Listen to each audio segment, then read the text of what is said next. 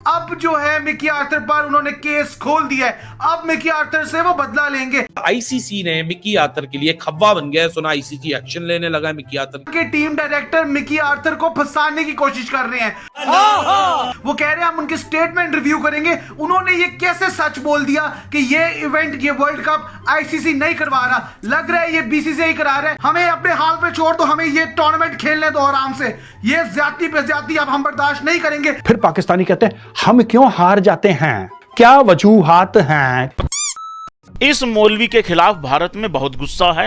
ये है मोहम्मद रिजवान लेगवान white lipstick. Don't be this honest Mickey Arthur, आपको ये पकड़ लेंगे, आपको फाइन करेंगे, आपको सस्पेंड करेंगे। आईसीसी, इंडियन क्रिकेट काउंसिल कह रहा है, हम लोग रिव्यू कर रहे हैं क्रिटिसिज्म मिकी आर्थर का कि उन्होंने कैसे कह दिया ये ग्लोबल इवेंट जो है ये इंडिया करवा रहा है, ये करवा ही नहीं रहा आईसीसी। अब जो है मिकी आर्थर पर उन्होंने केस खोल दिया है। अब मिकी आर्थर से वो बदला लेंगे। वो कहते हैं जनाब के मोहम्मद रिजवान का मैच के दौरान नमाज पढ़ना जो है वो जाहिर करता है कि उनका दीन क्या है, उनका मजहब क्या है, लिहाजा ये गेम स्पिरिट के खिलाफ है। जब that man can bring up Allah and Rasool and pray और नमाज पढ़ने लग जाए सबके सामने, ये एक show of force intimidation tactic है। This is not a personal matter. जब रिजवान नमाज पढ़े ग्राउंड में तो पॉलिटिसाइज नहीं होता, लेकिन जब पब्लिक जय श्री राम बोले तो पॉलिटिसाइज होता है।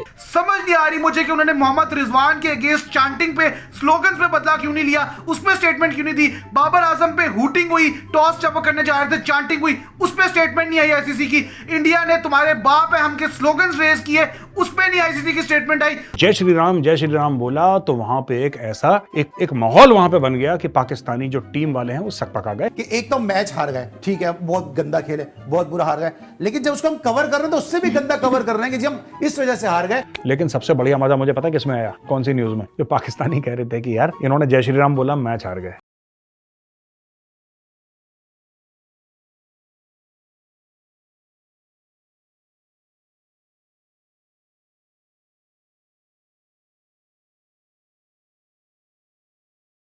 हसन अली को पेपर प्लेन थ्रो करके मारा गया, इंटरप्ट करने की कोशिश की गई मैच, उस पे नहीं स्टेटमेंट आई आईसीसी की।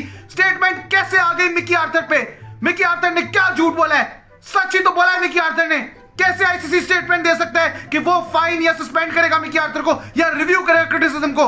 मिकी आर्थर तो रुक गया था, उसने रोक लिया था अपने आप को, उसने कह दिया था मैं मजीद नहीं बोलूंगा वरना मुझे फाइन हो जाएगा, मुझे सस्पेंड कर देंगे। उसको पहले शक था, वरना बहुत कुछ था उसके पास बोलने को, बहुत कुछ है हमारे पास बोलने को। आपकी हकदर्मी, आपकी ईगो, आपकी ज्यादती के खिलाफ बहुत कुछ बोल सकते हैं हम, बहुत कुछ बोल सकते हैं पाकिस्तान के प्लेयर्स, बहुत कुछ बोल सकता है पाकिस्तान का कोच, लेकिन वो चुप रहा। जिसने ज़ैनब अब्बास की शिकायत की थी और ज़ैनब अब्बास के ख़िलाफ़ उसने दिल्ली की एक थाने में मुकदमा दर्ज कराने की दरख्वास्त दी थी, क्योंकि ज़ैनब अब्बास के कुछ ट्वीट से आज से 9-10 साल पुराने, उनकी बिना पे ज़ैनब को इंडिया छोड़ना पड़ गया, उनको दुबई जाना पड़ गया। इन्होंने ही दोबारा आईसीसी से शिकायत की है कि ये जो ग्राउंड के अंदर अभी हाल ही में नीदरलैंड से पाकिस्तान का जो मैच हुआ था, उसमें मैच के वक्फे के दौरान मोहम्मद रिजवान ने नमाज पढ़ी थी।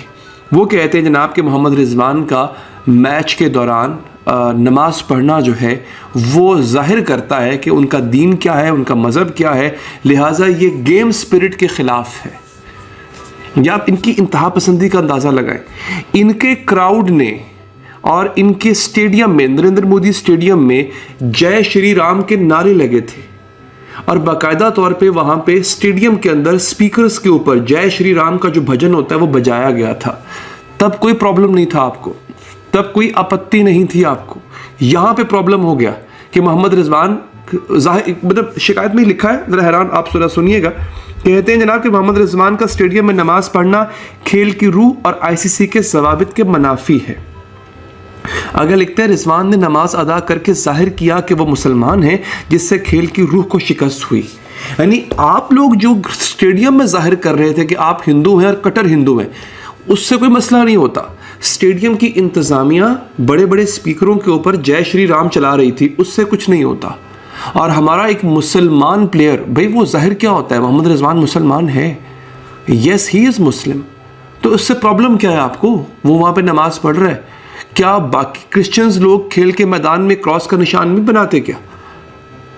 आप लोगों ने क्या टैटूज नहीं लगाए होते क्या? जो इंडियन प्लेयर, जो हिंदू प्लेयर्स, उन्होंने टैटूज नहीं बनाए होते क्या? ओम का टैटू नहीं बनाया होता क्या? बनाया होता है।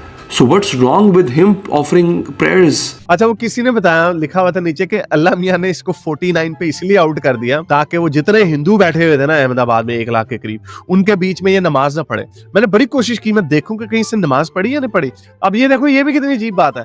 मैच जीत जाते हैं तो नमाज पढ़ते हैं, मैच हार जाते हैं तो फिर नमाजें पढ़ते हैं। अगेंस्ट शोबदेबाजी। मैच जीत जाते हैं, शेख रशीद कहता है कि हाँ जी अल्लाह मियां ने हिंदुओं को हराया, हिंदुओं के बीच में उनको हराया, अल्लाह का नाम ऊंचा हो गया वगैरह वगैरह। जब मैच जीत जाते हैं तब अल्लाह मियां का शुक्रिया कर रहे होते हैं, तो जब मैच हार जाते हैं फिर नहीं कहते। फिर अल्लाह ने देखे हमारे साथ आज धोखा कर दिया, आज अल्लाह मियां लगता है हिंदुओं की साइड पे थे, उनको मैच जिता दिया, हमें नहीं जिताया। तब अजीब ऐसे नॉन सेक्विटर्स इन्होंने रखे हुए हैं कि इनको कोई मत देने वाला है ही नहीं। और ये बात बार मैं, अच्छा फिर मैं आपको बात बताऊं, मैंने ये ट्वीट कल की कि अल्लाह मियां फिर से हथियार डाल दिए कृष्णा विष्णु के आगे, समथिंग लाइक दैट। तो उसमें बहुत सारे इंडियंस मुझे पेल रहे थे, कह रहे, and again I actually appreciate that because this actually shows the liberal thought amongst Indian. वो मुझे कह रहे थे नहीं भाई हारिस भाई, इसका मजहब से कोई ताल्लुक नहीं है, आप इसको क्यों रिलीजन को गा रहे हो, हमारा वो मोहम्मद एक सिराज जो है वो भी तो मुसलमान ही है, तो वगैरह वगैरह। ये आपका जो रवैया है, दिस इज अ गुड रवैया, लेकिन हमारे पाकिस्तान की तरफ से ऐसा रवैया नहीं आता।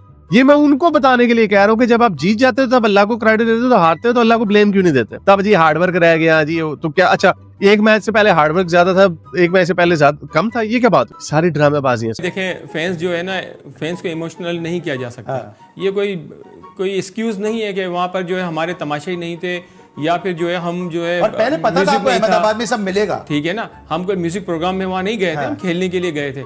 तो मैं समझ रहा हूँ कि ये जो कहना कि जो है ये हमारे पास ये सहूलतें नहीं थी और हम हार गए, बिल्कुल बात गलत है। हमें बहादुर होकर खेलना था। आप खुद अपने मुंह से कह रहे हो कि हमारी टीम प्लेयर्स डरे हुए थे। एक तरफ तो आप ये कह रहे हो, दूसरी तरफ आप ये कह रहे हो, अपनी कमजोरियों को छुपाने के लिए ये बातें बिल्कुल